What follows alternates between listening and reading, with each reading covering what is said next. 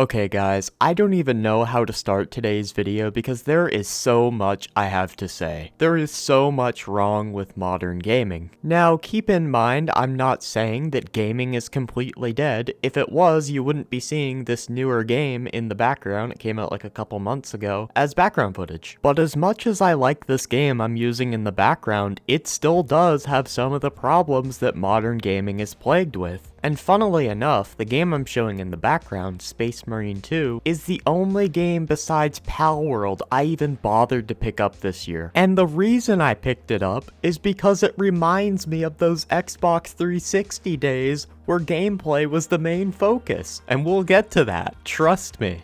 I'm gonna try to keep this video as organized as possible, but a lot of these problems kinda loop around to each other, so it's gonna be kinda hard to, but I'll do my best. One of the first big problems with modern gaming is just multiplayer gaming in general, and the multiple issues with it at the moment. One of the big ones being skill-based matchmaking. A ton of the big multiplayer PvP games all have something called SBMM or skill-based matchmaking, which on paper doesn't sound that bad. Basically, every single game under the fucking sun will do everything in its power to get you into a lobby with equal skill players, which once you actually play the game, you start to see issues with. If you're always playing against players of equal skill, you feel like you have to try hard your ass off to actually do well. You need to use the meta weapons and all the meta perks and meta class setups and meta tactics, because if you don't, you're playing against other players of equal skill level that are using those tactics and metas, and they're gonna shit all over you. No longer do you get that variety of sometimes going against players who are way better than you, so you get to learn something from those better players. No longer can you get put into a lobby of players that are way worse than you, so you can pull out just a shitty weapon and challenge yourself to still do well with it.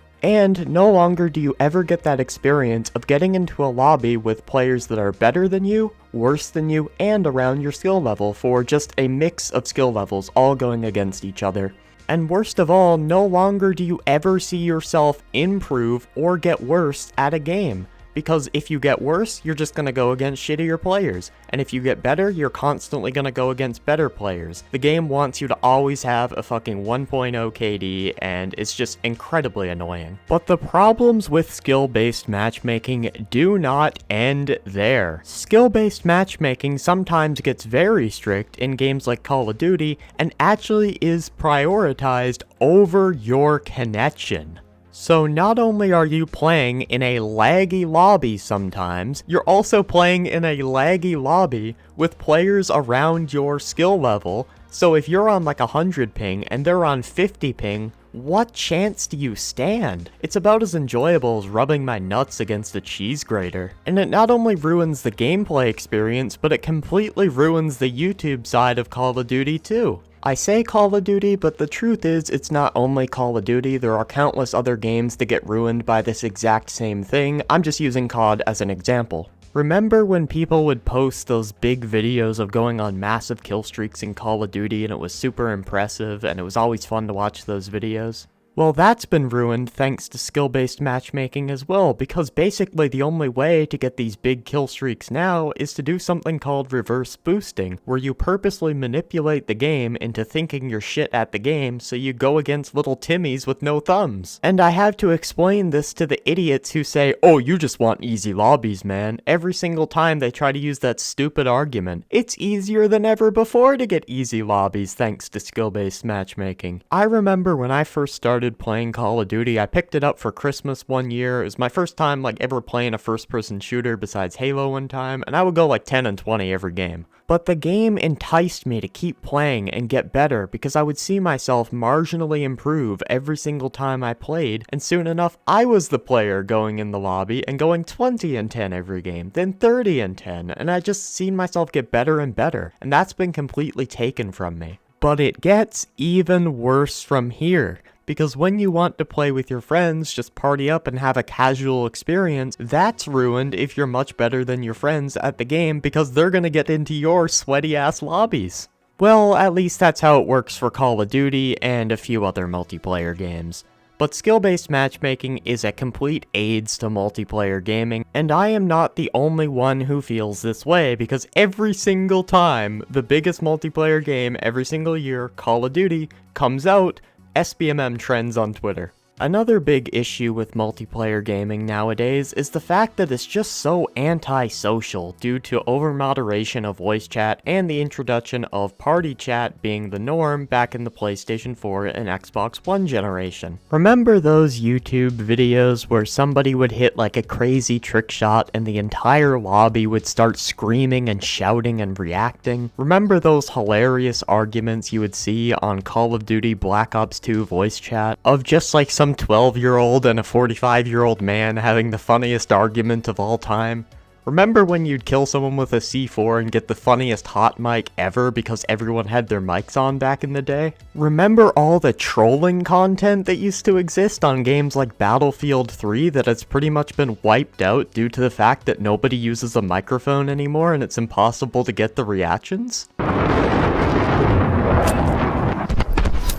You have got to be kidding me! If I could get a hold of you, you son of a bitch, And sure, you could argue that this is toxic or whatever, but I'd rather a toxic experience than the safe, soft, garbage experience of social isolation that is multiplayer gaming today. Now, you could still have fun if you play with friends, like that's usually what I do, but if I'm playing by myself, I never play multiplayer anymore, because it's just not fun to play with randoms with a muted mic in lobbies where you gotta sweat your balls off. Like, what's the point in that? Plus, if the game is too toxic, then use the mute button, use the block button. Half of these games where y'all complain about toxicity are 18+ games. And it's not only the games themselves that have gotten rid of social features. PlayStation used to have a community feature where you could find easy lobbies, like with party chats and stuff, to connect with other players and form a community around a game. But that's been taken away because people were too toxic. I remember using the community feature all the time for games like Grand Theft Auto and easily finding groups of people to do car shows and heists with. That's gone thanks to people bitching about toxicity when they could have just muted the fucking person. A lot of games back on the Xbox 360 would actually force you to use voice chat when you played in certain game modes, and honestly, I think that was better than what we have today, because everybody came together as a community. And sure, it got toxic, people screamed at you, but you know what I did whenever someone screamed at me as a 12-year-old child? It's sad that a 12-year-old me knew how to do this and grown adults today don't, but I muted and blocked them, or I just kicked them out. Another big problem with multiplayer gaming is just the fact that every single game has like a battle pass and follows the same trends. And you know what? Let's jump to that section of the video right now, the trend chasing. One of the big issues with modern gaming at the moment is just the insane amount of fucking trend chasing. Whenever one company does something creative or new, every other goddamn company under the sun has to do the same fucking thing. Now, I acknowledge that this has always existed to some extent, like they did it back with COD 4 and Halo and Battlefield, but nowadays it feels like every single company under the sun has to follow the latest trend to try to cash in.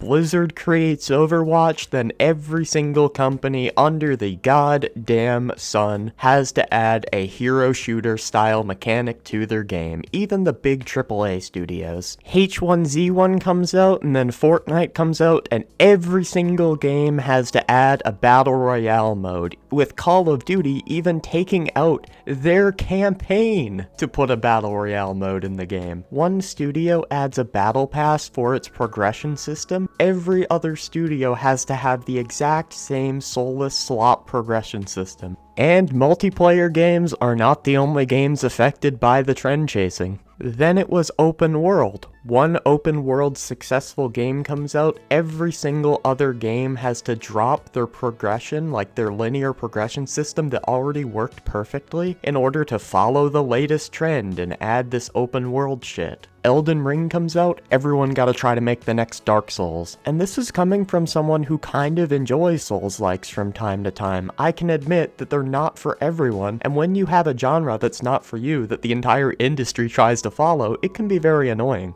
The latest trend, and possibly the most lazy, is remakes and remasters. And I think all this trend chasing, especially with remakes and remasters, just shows that creativity is kind of dying, for the most part.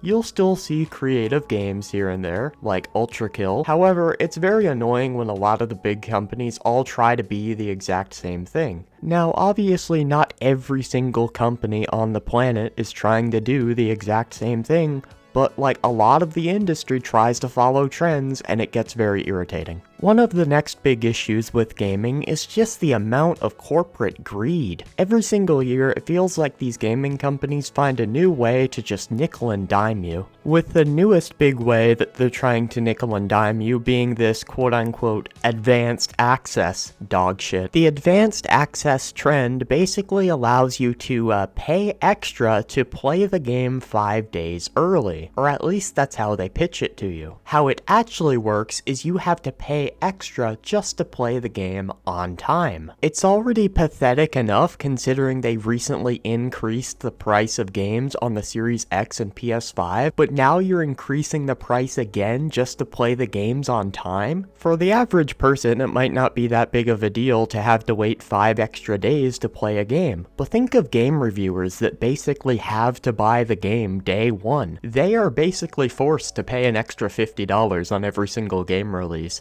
How do you think those people feel? Then you have stuff like FOMO, or fear of missing out. A lot of these games will have items that take an insane amount of time to unlock or have to buy, and people will feel like they're forced to play for like 5 hours a day or just outright buy the item in fear that it'll go away in a certain amount of time and they'll miss out. Battle passes are very guilty with this because they'll last for like 60 days and then they'll go away, so people will be forced to buy tiers unless they want to spend all day playing the goddamn game.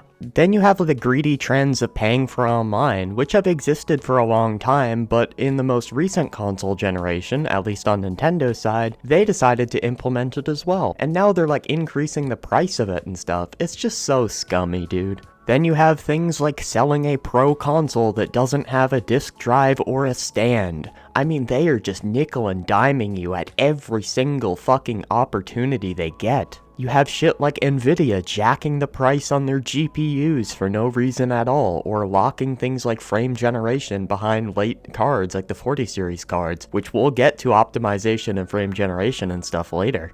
Not to mention things like pay-to-win microtransactions that even exist in single-player games. They were selling like travel, like fast travel and shit, in Dragon's Dogma 2, a single-player game, and fuckers defended it. The First Descendant, a very popular game, also has tons of pay-to-win shit. Call of Duty will put like some overpowered flaming shotgun in their battle pass, and if you want to get it earlier than everyone else, you gotta pay. And then when everyone else unlocks it by playing the game normally, they will go ahead and nerf it. And if you are one of the people who defends this or speaks out against people like me complaining about it, you are the problem. Or at least part of it. Yes, I am talking about you, Rockstar Meat Riders, who got mad at me for complaining about the Red Dead 1 overpriced port. Yes, I am talking about you, PS5 Pro Meat Riders, who came at me in the comments section. You know what? That segues into the next topic I want to talk about that is ruining modern gaming.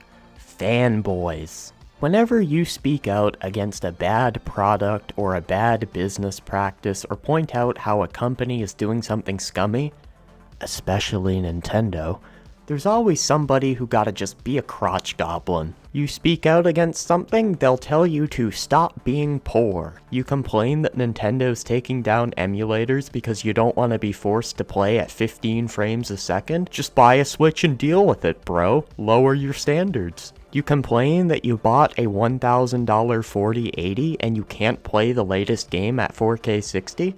Just buy a 4090 and stop being poor. The next section we are going to talk about is optimization and graphics. From the PlayStation 1 to the PlayStation 2, you saw a massive leap in graphics. Same goes with the PS2 to the PS3.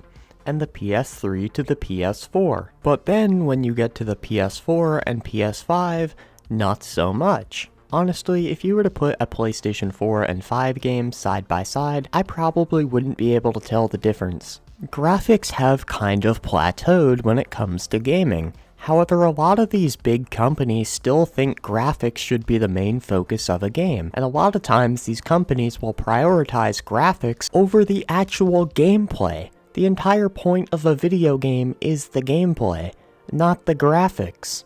You'll see a lot of these companies prioritize things like ray tracing and all this other bullshit that at the end of the day just ends up being a bunch of buzzwords. How much are you really gonna notice ray trace reflections when you're playing like a fast-paced game or something? Games used to not be able to get by just by their graphics. They would have to have good gameplay and storytelling as well. And that's why the 360 generation is my favorite generation of all time. Because the games looked good enough to still be enjoyable today by 99.9% of people, while not being good enough graphically to have that be the whole selling point of the game. And when games focus really hard on graphics, usually the optimization and performance suffers. We are in the 9th generation of consoles right now, with the Xbox Series X and PlayStation 5. 4K 60 was supposed to be the standard for this generation, with some games even hitting 120. But we are still getting games running at 30 FPS, and they're not even 4K 30. They have to like upscale from 780p to 4K and run at 30, especially Unreal Engine 5 games. But I'm not gonna go into an Unreal Engine 5 rant in this video because, well, I've already talked about it. Now, if you're okay with 30 FPS, that's completely fine, but me personally, I expect 60, especially considering the 6th generation of consoles targeted 60. 30 FPS was justified on the 7th generation because of the massive graphical leap from the 6th generation. But we are 2 generations past the 7th generation.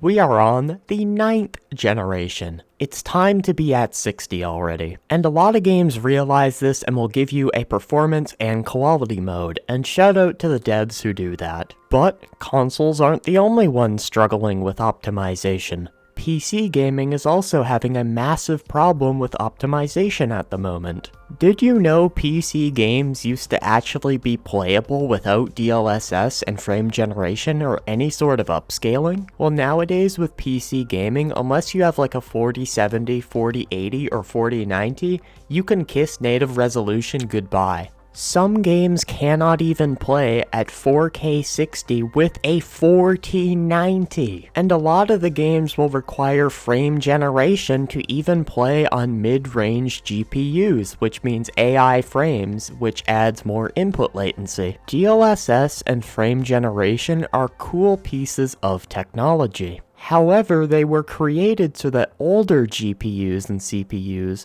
could last for longer by using these technologies. They were not created so that lazy developers could say, just use an upscaler, bro, instead of optimizing their goddamn game they expect us to pay for. I know some fucking PC fanboy is gonna come down in the comment section and say, just use an upscaler, bro, stop being poor. Like, shut the fuck up. I remember the Remnant 2 developers coming out and saying, we designed our game around an upscaler. And I thought that was a funny way of saying we didn't optimize our game. And this hardcore focus on graphics and not optimizing your game properly completely destroys the experience for those of us on like Steam Decks and stuff. And all for what? Some better reflections? Some stupid shit you're not even gonna notice while you're playing a game unless you look at like the leaves very closely or whatever? Another big problem with modern gaming, especially on PC, is things like DRM and anti-piracy softwares, anti-cheat. Have you ever wondered why your single-player game requires an online connection?